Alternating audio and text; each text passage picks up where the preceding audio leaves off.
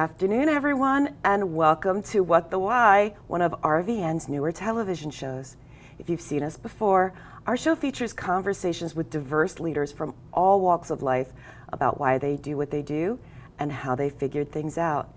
And whether you, in your life, have felt stuck and wanted to get unstuck, or maybe you're just looking for some kind of a change because you're sick and tired of feeling sick and tired, our guests have one thing in common with you. At some point in their lives, they felt similarly, and they decided to make those changes happen. And today's guest is no exception. I'm so honored to have with me today LaNette Keeton. She is so phenomenal. She's a serial entrepreneur, to put it mildly, a philanthropist. She is CEO of Serenity Home Infusion Solutions, Serenity Home Healthcare and Nursing Solutions, Hydrate IV Therapy and Wellness. Yes. Which is actually in another state. She's got businesses in multiple states. She's in the process of launching CannaBio, which will be a recreational cannabis business in the state of New Jersey. And she has also been involved with, is partnered with, and operated multiple other businesses ranging from accounting to healthcare. And so we're so happy to have her here. This is not her first trip to RVN Television, no, it's not. But it's the first of this nature. She has such an extreme bio. I know LaNette, we are friends. I'm fortunate to have her in my life, and I really struggled to pick and choose from the amazing things that this woman has done. So some of the things that I do want to mention is that the path that she has chosen in her career has been very personal for some reasons that we'll get into a little bit in terms of her own experiences and why she chose to go into the healthcare route when she saw how things were not working. And she's done so. I mean, she's had thriving success with a home healthcare business, which then evolved into an infusion business, which was done at home, which is now going to evolve into infusion centers. So each one has kind of migrated to the other. And as part of that, she never forgot where she came from. She has done everything from sponsor monthly luncheons for seniors in Washington Township, or dinners sometimes, so that they get out and mingle and actually get an opportunity to learn more about the options that are available to them as they start to age.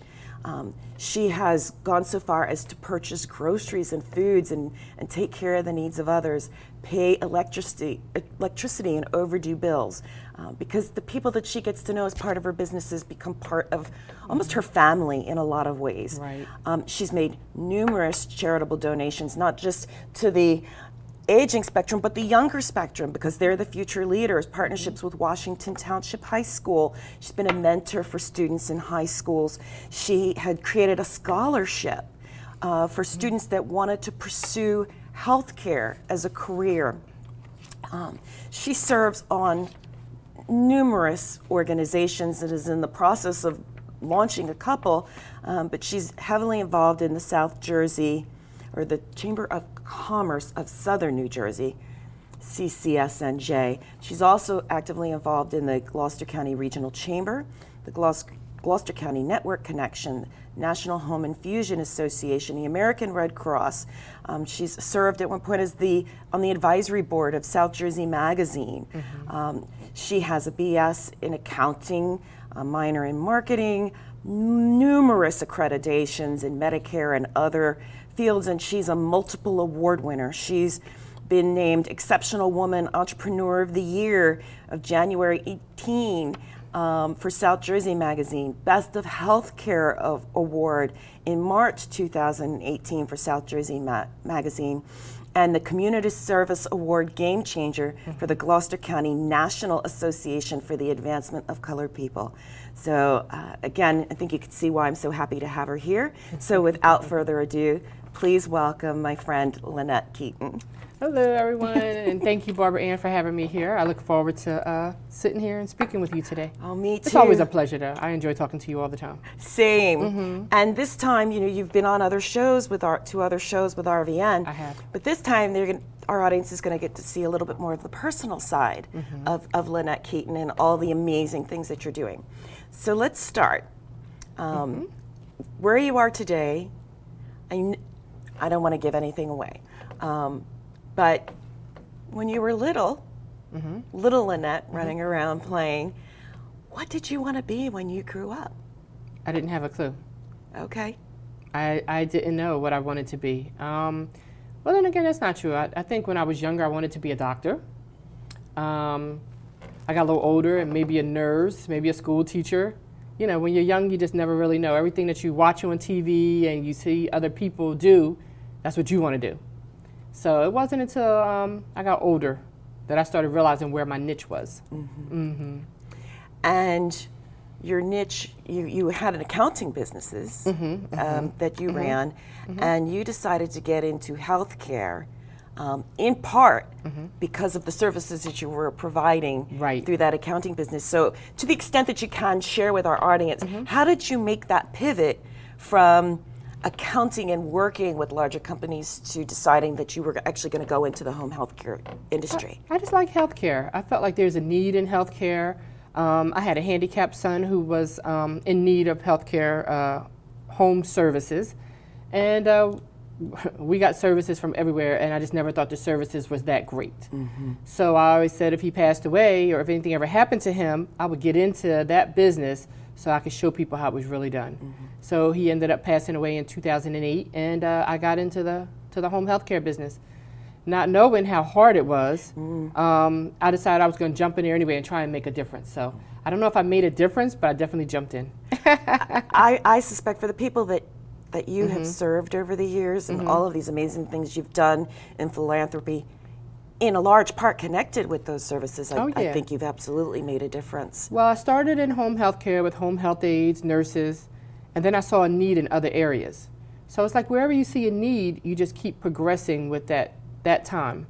So home health care was great. It was a wonderful opportunity to get started, but then you see a need in other areas like infusion or somewhere like that, and then you just start to move into those other areas. So I say healthcare has been really where it's at for me, and I love healthcare. Yeah, and I know one of the big things you are very passionate about specifically is infusion services. I am very passionate about infusion services. It's a hard field to get into. To start, it can be very expensive. So I started out in doing in-home infusion, and then I saw a need for infusion centers, which there aren't very many, and so I'm really excited. I don't really want to talk too much about it, but yeah, I'm excited about being able to get in, and I've opened up 2 infusion centers so far now, and in Arizona. New Jersey is a really tough nut to crack here in New Jersey, but we're working on it. So, and as you do that, I mean, so you'll continue to offer the in-home infusion. I will. I'll continue. Yes. Which is great because some of the things we've actually talked about are, okay, great. You're home. You're homebound. You're in healthcare, and family members without home infusion have to find a way to take off work. Exactly. To move patients to hospitals or other facilities, and you offer that in the comfort of their homes. We do, and it's good. Some insurance companies don't always agree with it, and they'd rather have the patients go to a center, which is part of the reason why I decided to get into building infusion centers. But for patients, they really like being in their home. Sure. They like being there, it's comfortable, and then a lot of times insurance companies has us teach one of the family members how to do the infusion. So then we teach, and then hopefully the family member picks it up and can do it on their own. But if not, we keep coming back. So yeah, it's very rewarding. I love it. Yeah. So you talked about opening centers in Arizona, and I know you're looking at some other states as well. Obviously the center is a nice midpoint between having to go to the hospital at the same time, getting services at home. Right. And to the extent that you can share, because this is still a new concept, so some of your information is proprietary, Right. and we don't want to be sharing that with the world. But what are some of the things that you can share about what you plan to offer here in New Jersey? Because New Jersey is, you touched on it briefly. Very unique. New Jersey's very unique, but we plan on offering pretty much everything that the hospitals offer. So whether it's for antibiotics, hydration, chemotherapy, so we plan on offering a lot. And these are really important services. I know for me personally, I got to experience what it felt like to get mild hyperbaric oxygen therapy treatments. And for me, that definitely helped with pain management. Right. And there's so much more to the scope of what's available under that umbrella. That is true. Is it hot here or is it just me? No, it's not just you. It's all the lights. I honestly, I don't mind the fact that I took my jacket off now. Exactly. Yes, you're under the microscope too. I'm under the microscope, so that could be a So little, for those of you who don't know LaNette, like I do, she's kind of a silent giant. You know, when she's in the room, she's a doer. She gets things done. She's not just a talker. Yeah. And so it's a little bit challenging sometimes. a little bit. For her to be on the microscope. So here we go. We'll have an outtake moment. Yeah. But I think it's just all the lights. let's talk though about the regulatory environment in New Jersey, because you've had to jump through a lot of hurdles to be able to be successful. Jumped through a lot of hurdles in New Jersey. Arizona rolled the red carpet out. It was so easy for me. I mean, I couldn't believe how easy it was to establish business in Arizona. It's phenomenal, and I plan on eventually moving there. But New Jersey can be a bit of a challenge. They have a lot of regulations that are unnecessary sometimes. New Jersey can be really tough. I think it's good in a sense, and then not so good in a sense. Yeah. So I have my challenges, but my attorneys and I, we're working through it. Yeah. There's challenges, and then there's obstacles. Well, New Jersey are true obstacles. Yeah, obstacles, and they put obstacles in your way unnecessarily. But it's done, and so we just have to work through it and get past it, and that's what we do. Yeah. Plus, it's new. It's new. And anytime anything's new, people go, exactly. What do we do with this? Oh my goodness. Exactly. So it's new, but I think it's going to be great, and I think that once New Jersey realizes that, it'll be very rewarding for the state of New Jersey. Yes. And very beneficial. Yes. Yes. And also cost savings. And it's going to be very cost effective. Insurance costs. Yes. Be very cost effective. Yes. You know, because as I understand it, receiving services in a center versus hospital setting, and it is a lot less expensive. It's a lot less. It's 75% less of the cost. And insurance companies are always saying, well, find a way to cut costs, find a way to cut costs. Exactly. And so I'm trying to help them cut costs. So that's why I'm doing what I'm doing.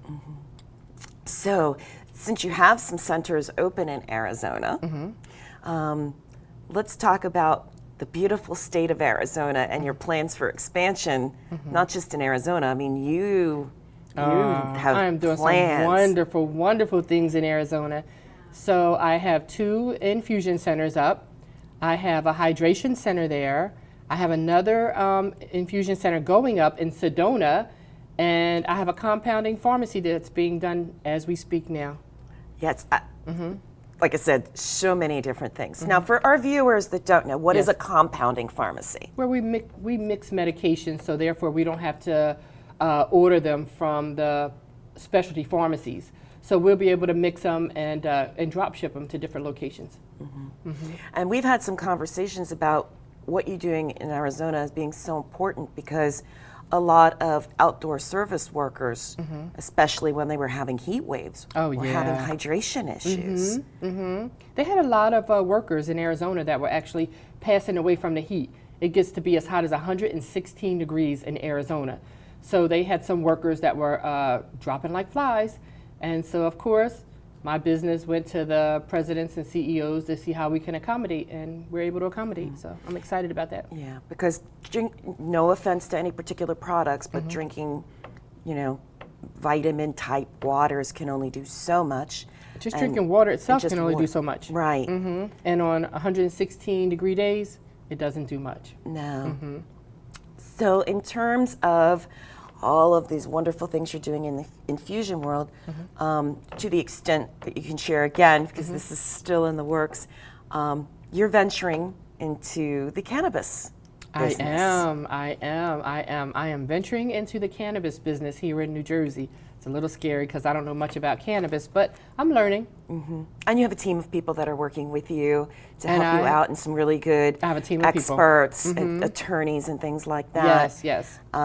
And she mentioned that as a minority woman-owned business, you'll be one of the few that will actually eventually be operating in the state of New Jersey. Yeah, I think New Jersey will get quite a few minority women. How successful they'll be, I don't really know. But I have a lot of things in the works when it comes to this cannabis stuff, and it's really, really exciting. I have some really well-known celebrity people that are going to be taking part in the in my cannabis business here, and are going to help me with marketing and get things rolling. And so I'm excited about that. I'm so excited. Okay. Yeah. So believe it or not, it's already time for a break. Oh, and wonderful. So we're going to take a quick break, and then we're going to come back and learn a little bit more about how LaNette manages to do all of the things that LaNette does. So please join us again after the break for more with LaNette Keeton.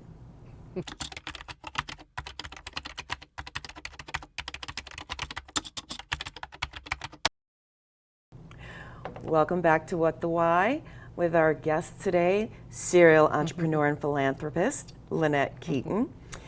Before the break, we were talking about just some of the many things that LaNette is doing in her life. But now let's talk about, how do you do it all? You know what? I just have a lot of energy. I have a lot of energy. I love what I do. I'm very passionate about it, very excited about it. So it seems like I'm on a plane like every week.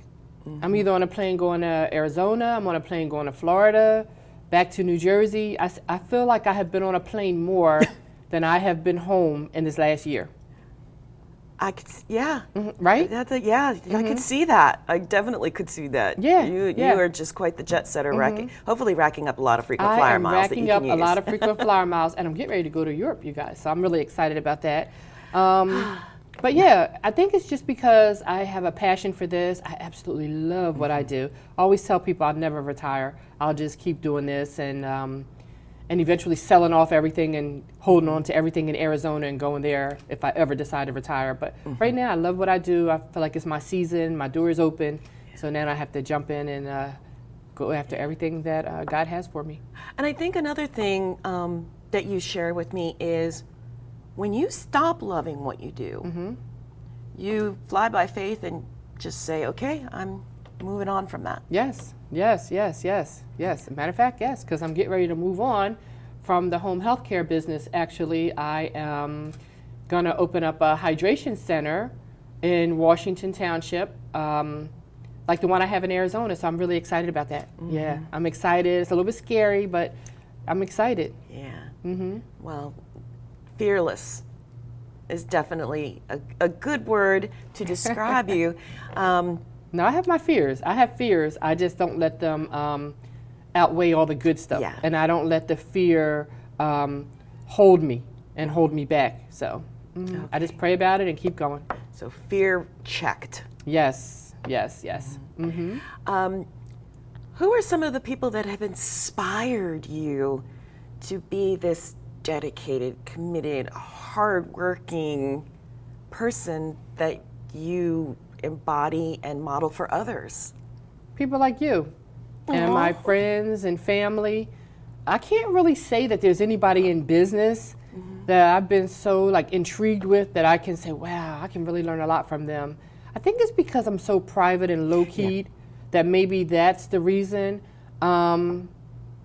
But I have gone to a few people for help. Like I've gone to Senator Sweeney for some help, and he was wonderful. And every time I call on him, he comes.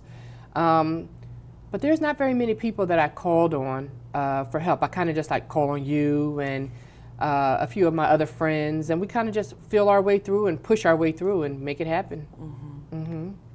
And what advice would you give to someone who, feel free to pick any of the endeavors that you're involved in and share a bit of advice for someone who's thinking about either going into philanthropy or, getting into home health care or wanting to pursue,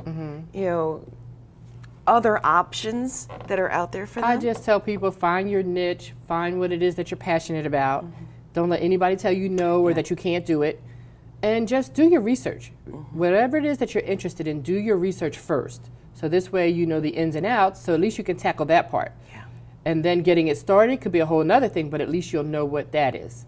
And then whatever it is, just go 100 with it. And don't let anybody tell you you can't, because you can. And that's what I do. And I don't really talk to a lot of people, so I don't have a lot of negativity. And people already know that once I have my mind set for it, I just go and I do it. You know that. Yes. And I just do it. So I just tell people, whatever your niche is, whatever it is that you think you'd like to do, just do your research and go for it. Now, in fairness to yourself, I will say that when somebody gives you additional information, you will consider it. I do. Yeah. So it's doesn't not mean like I'll you just always blindly, take it. it's not like you blindly charge into everything, No. but you do at least take into consideration, okay, well, maybe that is an angle I didn't think of, and then, okay, yeah, maybe I will do that, or so you trust the people to who you can trust. I have a good circle of people that took a long time to get. Once you have a good circle of people and you trust them, you have to hold on to them. And so I do. I run things across you and a few other people and get your perspective on it. And then if you tell it to me in a different angle, I will take a couple of weeks and let it marinate and think about it and do my research. And then if it sounds good and it's going to work, I go for it. Because, you need a team of people. You can't do everything by yourself. Oh my gosh, no. And you need a team of people. And I have wonderful attorneys. I have the best attorney, Vince Cerubi. He is awesome. And I have a good group of friends. Which is fantastic. It is. It is fantastic. Fantastic. What's one thing you wish you knew before you started down this multi-serial entrepreneur path that you know now? That's so much. Wow, you learn so much. Let me see. What is one thing that I can really? About the laws. That is a task in itself.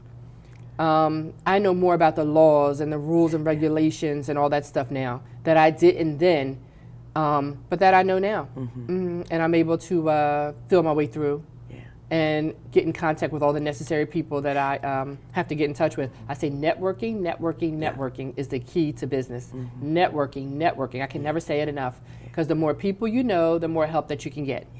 And that's consistent with what you said by doing your homework too. Because if you do your homework, you'll learn and grow and advance, which is the other part. You are forever learning.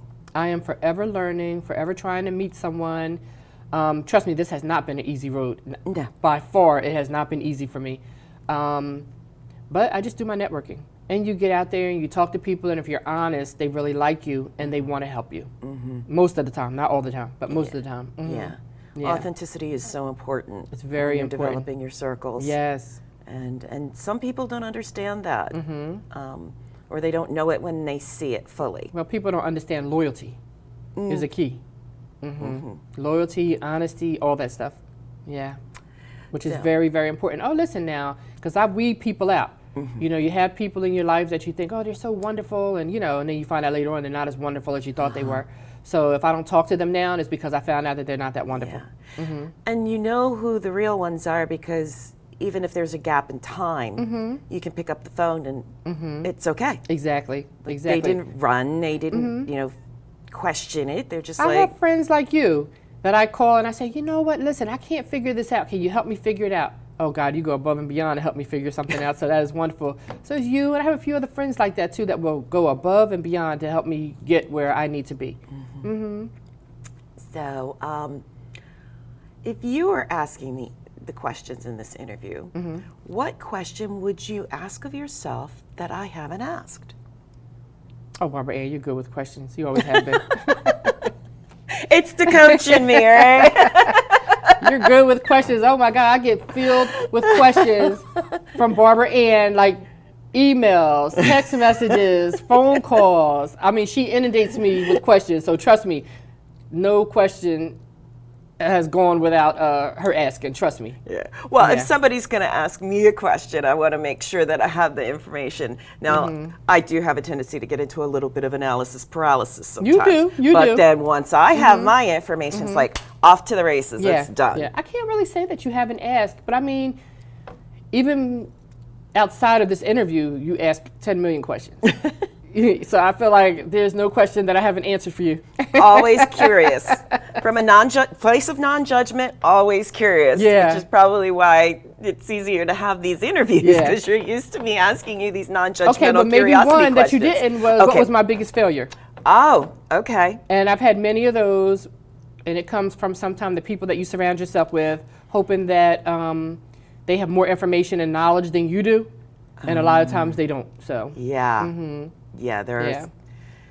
So I've had to pick myself up, brush myself off, and keep moving. One thing about me is when I get knocked down, I just jump right back up. Like, you can't keep me down. You just made me think of a song that's literally like, I probably shouldn't sing it because there's probably some kind of copyright Probably, rule, but there yes. is a song that actually has lines in it that basically go, I get knocked down and I get up again, because nothing ever Yep. gonna keep me down, or something to that effect. And trust So- me, everybody that comes and wants to help you are not there for you and to Absolutely. help you. Not everyone. Trust me, I have certain people now that are like that. But if they think that the money is good and you can make them some money, or they figure they can help you but they want to charge you a fortune, you have to be very careful with those kind of people. Yeah. Yeah. And believe it or not, that is the perfect advice to conclude, because we're out of time. All right. Well, I enjoyed myself as always, and I missed you, so I'm I glad to missed be home for a you, minute. too. I'm getting ready to leave again, so yep. I was like, okay, hopefully she's really going to be here for a window of opportunity. She's one of the people that I've been saying, I'm hoping I've got this guest coming up.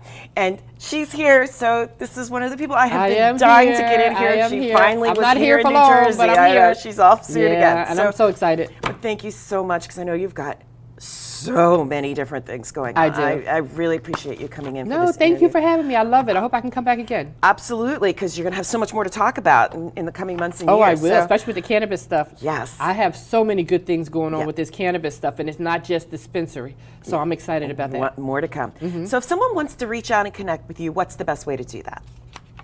Through you. Through me. Okay, so you have my company information, which will display at the end of the episode, and you heard it. You can reach out to me, although LaNette is also on LinkedIn, and if you were to I am. Google LaNette Keeton, you're going to see all kinds of information and images and company links. Oh, geez. So thank you again for being here. You're welcome. Thank you for having me again. Thank you.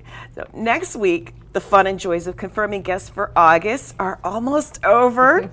This was the big one. And so I'm still not 100% sure who my guest will be next week. I don't want to say until it's confirmed, but I'm excited to have them. I'm also excited to announce that I've had them scheduled for a while, as I mentioned in our last episode. But the following week, at the end of the month, we're going to have Michael Kinney and Desiree Bear Kinney, the team behind Kinney Protective Agency. They'll be joining us to talk about their firm's work as self-protection specialists in personal safety, self-defense for children, teens, adults, seniors, real estate agents, security training for businesses. They are all about security, and you really enjoy the conversation we're going to have with them. And so suffice to say, you don't want to miss that episode or any of our upcoming guests who will be sharing about how they, like LaNette, figured out their whys or their many whys. As you remember, What the Why airs on Tuesdays and Thursdays at 1 p.m. Eastern Daylight Time, and Mondays at 3:30 p.m., and is also available on demand and on Roku. And remember, whether you are looking to make changes in your life, no matter how big or small, please tune in again for more inspirational and informational conversations with people who wanted to make changes or pivot and overcome whatever fears or obstacles or challenges may have been in their path to find their purpose and live it.